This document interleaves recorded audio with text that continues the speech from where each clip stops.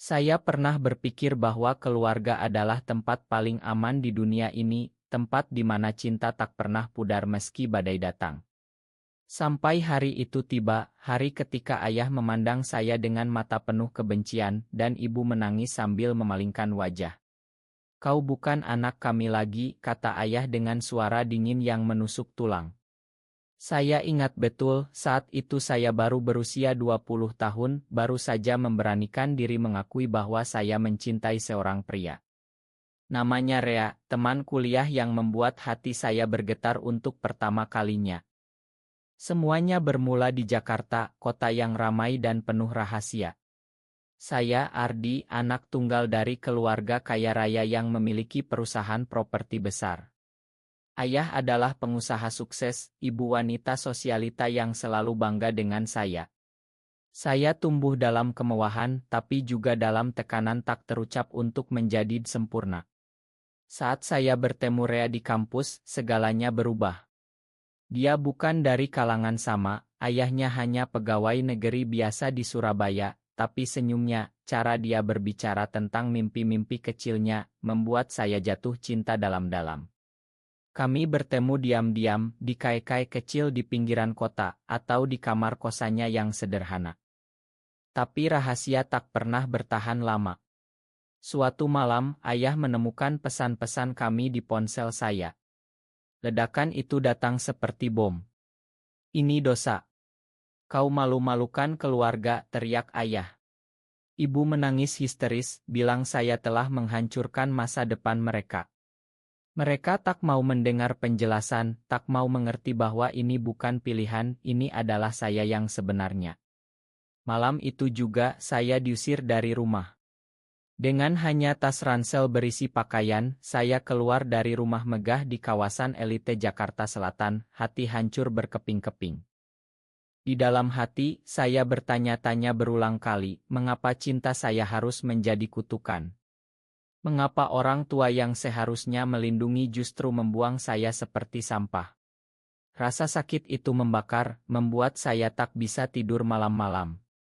Saya menginap di rumah Rea sementara, tapi bahkan dia pun tak tahu harus bagaimana. "Ardi, mungkin waktu akan menyembuhkan," katanya pelan, memeluk saya erat. Tapi waktu justru membuat segalanya lebih buruk. Rea mulai menjauh, takut keluarganya tahu, takut masa depannya rusak karena saya. Bertahun-tahun kemudian, saya masih ingat betul rasa pahit itu. Saya mulai hidup dari nol, bekerja serabutan di KAE, tidur di kos-kosan murah. Tapi di tengah kegelapan, saya bertemu dengan orang-orang yang menjadi keluarga baru saya. Ada Mas Andi, pemilik warung makan yang memberi saya pekerjaan tanpa banyak tanya.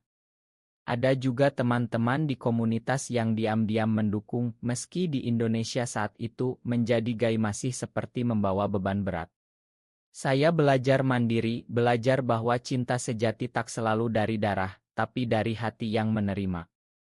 Tapi yang paling menyakitkan adalah pengkhianatan dari Rea. Setelah saya diusir, dia menghilang. Katanya, dia tak sanggup menghadapi tekanan. "Ma, Ardi, aku tak sekuat kamu," pesannya yang terakhir. Hati saya remuk lagi. Saya bertanya pada diri sendiri, apakah cinta kami hanya ilusi? Apakah saya bodoh karena percaya bahwa dia akan bertahan?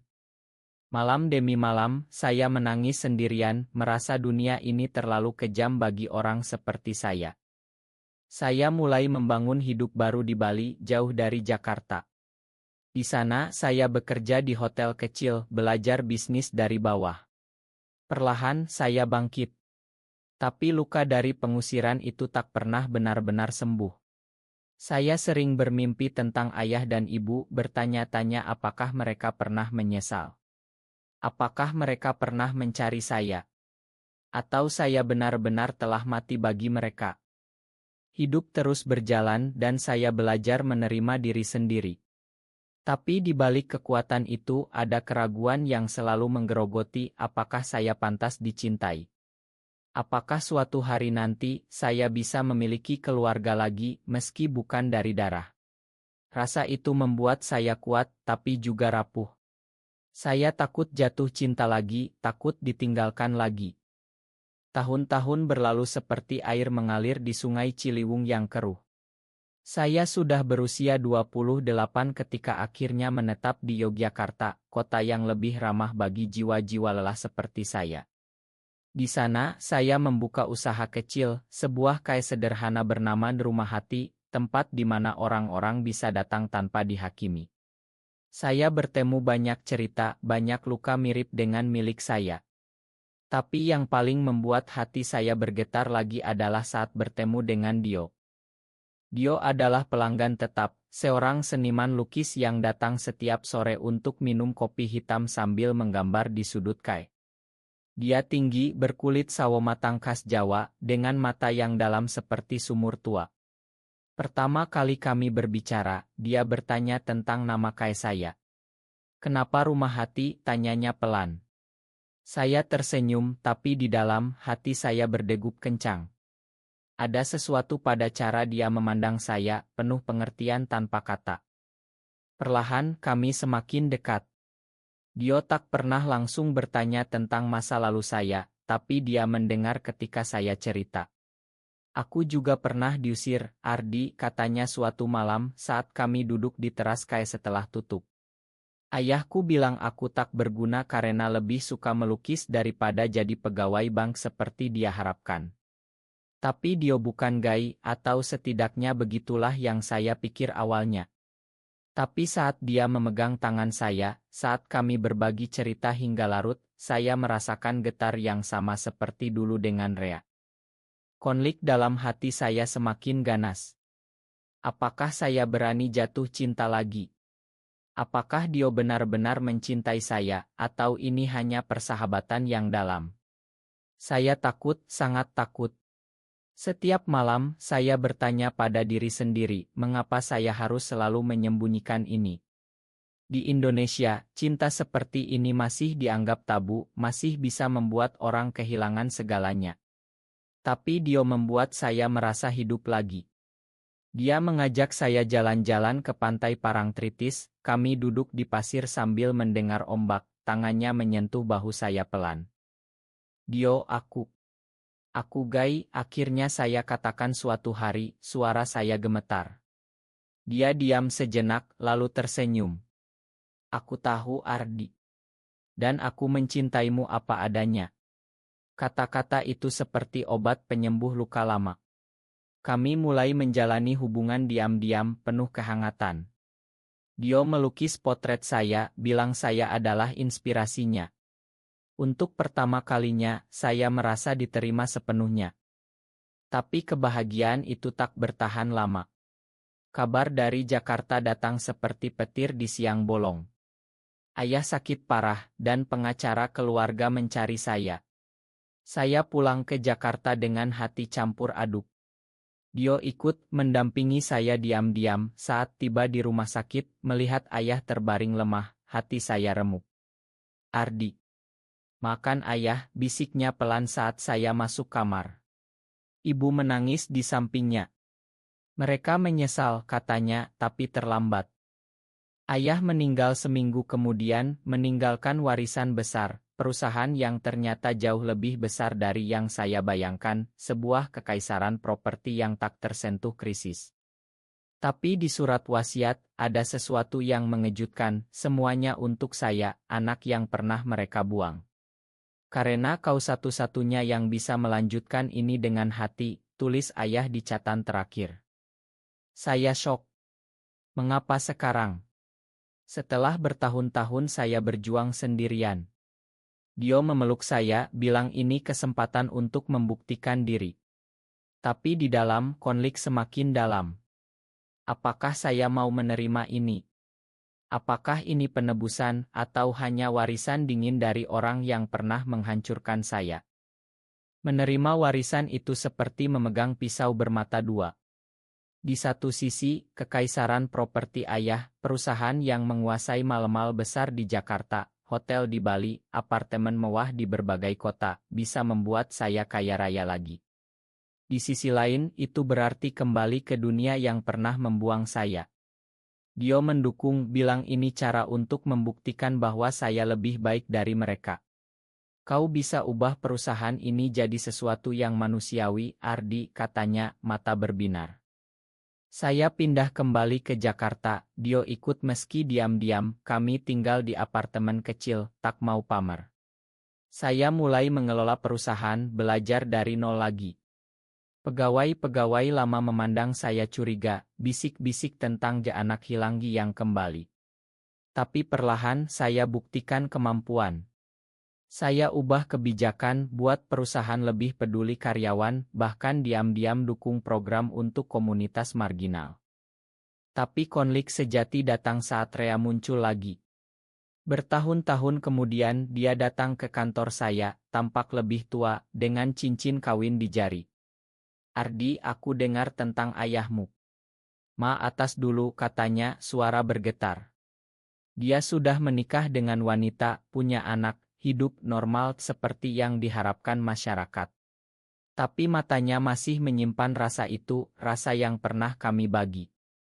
Pertemuan itu mengguncang saya. Mengapa dia datang sekarang? Apakah dia menyesal, atau hanya ingin melihat saya jatuh? Dio tahu, dan untuk pertama kalinya, kami bertengkar hebat. Dia pengkhianat, Ardi. Jangan biarkan dia rusak kita lagi, teriak Dio. Saya diam, hati terbelah. Di dalam saya bertanya, apakah cinta lama itu masih ada? Apakah saya lemah karena masih ingat Rea? Pengkhianatan sejati ternyata dari dalam keluarga. Ternyata ada sepupu yang iri yang selama ini diam-diam sabotase perusahaan agar warisan jatuh ke dia. Dia sebarkan rumor bahwa saya gay, bahwa saya tak pantas memimpin karena dosa saya.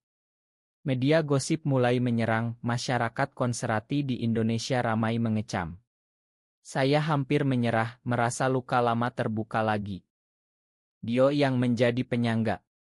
Kita hadapi bersama, katanya, memeluk saya erat di malam gelap. Kami putuskan untuk lebih terbuka, meski risiko besar. Saya mulai bicara di internal perusahaan tentang penerimaan, tentang bahwa cinta tak punya bentuk salah. Beberapa karyawan mundur, tapi banyak yang dukung. Dio lukis mural besar di kantor, simbol harapan. Tapi puncak drama datang saat sepupu itu ajukan gugatan warisan, klaim bahwa ayah tak waras saat buat wasiat. Sidang pengadilan menjadi neraka. Saya harus hadapi ibu lagi yang kini mendukung sepupu karena takut malu. Kau pilih jalan itu lagi, Ardi, tanyanya dingin. Hati saya sakit, tapi Dio di samping saya, pegang tangan bawah meja. Di dalam hati, saya berperang, apakah layak bertahan untuk warisan ini? Apakah saya hanya mengulang kesalahan ayah, memaksakan kehendak? Tapi Dio bilang, ini bukan tentang uang, ini tentang membuktikan bahwa kita bisa menang meski dunia menentang. Sidang demi sidang berlalu seperti mimpi buruk yang tak berujung. Setiap hari, saya harus duduk di ruang pengadilan yang dingin, mendengar kata-kata menyakitkan tentang penyimpangan saya. Sepupu saya, yang bernama Rian, tersenyum licik setiap kali saksi dipanggil. Dia sebarkan bukti-bukti palsu, oto lama saya dengan Rea yang entah dari mana didapatnya. Media semakin gila, headline demi headline menjadikan saya monster. Dio tak pernah goyah. Dia datang setiap hari, duduk di bangku belakang, pandangannya memberi kekuatan. Tapi di malam hari, saat kami pulang ke apartemen, dia menangis diam-diam, aku takut kehilanganmu, Ardi, bisiknya. Saya peluk dia erat, tapi di dalam, rasa bersalah menggerogoti. Apakah saya egois karena menyeretnya ke dalam badai ini? Apakah cinta kami cukup kuat untuk bertahan? Konflik semakin dalam saat Rea dihadirkan sebagai saksi oleh Rian. Dia berdiri di mimbar, suara gemetar, bilang bahwa dulu kami memang pernah salah jalan. Hati saya hancur berkeping lagi. Pengkhianatan ini lebih pahit dari yang dulu. Rea, orang yang pernah saya cintai mati-matian, kini menusuk dari belakang demi apa? Uang.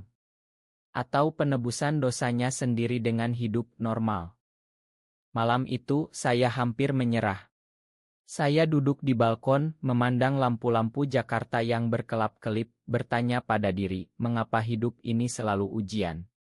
Mengapa cinta saya harus selalu bayar mahal? Dio datang duduk di samping, tak bicara apa-apa, hanya pegang tangan saya. Kehangatannya itu yang membuat saya bertahan. Akhirnya, kebenaran terungkap. Pengacara saya temukan bukti bahwa Rian yang memalsukan dokumen bahwa ayah memang sengaja tinggalkan semuanya untuk saya karena menyesal. Di sidang terakhir, ibu berdiri, menangis, akui bahwa ayah sering bicara tentang saya di akhir hayatnya.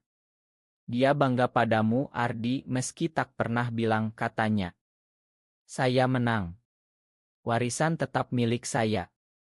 Tapi kemenangan itu terasa hampa. Saya lihat Rea pergi dengan kepala tertunduk, Rian ditahan karena pemalsuan. Tapi luka itu dalam. Dio peluk saya di luar pengadilan, bilang sekarang kita bebas. Saya putuskan ubah segalanya. Perusahaan saya jadi pionir dalam inklusitas, dukung hak-hak secara terbuka meski kontroversi. Saya bangun yayasan untuk anak-anak yang diusir keluarga karena orientasi mereka. Dio jadi mitra saya, lukisannya menghiasi kantor, simbol harapan. Tapi di dalam hati masih ada bayang. Apakah ibu benar-benar menerima? Apakah masyarakat akan berubah? Saya sering bermimpi tentang ayah, bertanya apakah dia melihat dari atas, apakah dia bangga sekarang. Cinta Dio semakin dalam, membuat saya belajar bahwa keluarga bisa dibangun, bukan hanya dilahirkan. Kami jalani hari-hari dengan sederhana, meski kekayaan ada. Tapi konflik internal tak hilang, apakah saya sudah memakan sepenuhnya? Setelah badai sidang reda, hidup seolah mulai baru. Kekaisaran properti ayah kini benar-benar di tangan saya, dan saya ubah namanya menjadi sesuatu yang lebih manusiawi. Saya bangun proyek-proyek sosial, rumah singgah untuk mereka yang terbuang seperti saya dulu. Dio selalu di sisi, menjadi pendamping tak resmi, meski kami masih sembunyi dari sorotan publik. Tapi drama belum usai. Suatu hari ibu datang ke kantor, sendirian, tampak rapuh. Ardi, boleh ibu bicara, tanyanya. Kami duduk di ruang pribadi, diam lama. Akhirnya, dia cerita tentang penyesalan ayah, bagaimana dia sering menangis diam-diam setelah mengusir saya. Ayah salah besar, nak. Dia takut masyarakat, takut malu, tapi dia mencintaimu. Air mata saya jatuh. Untuk pertama kalinya, saya peluk ibu lagi setelah bertahun-tahun. Tapi di dalam masih ada luka, mengapa baru sekarang? Mengapa saat ayah sudah tiada? Ibu mulai datang lebih sering, kenal Dio pelan-pelan. Awalnya canggung, tapi Dio dengan sabar, buat ibu luluh.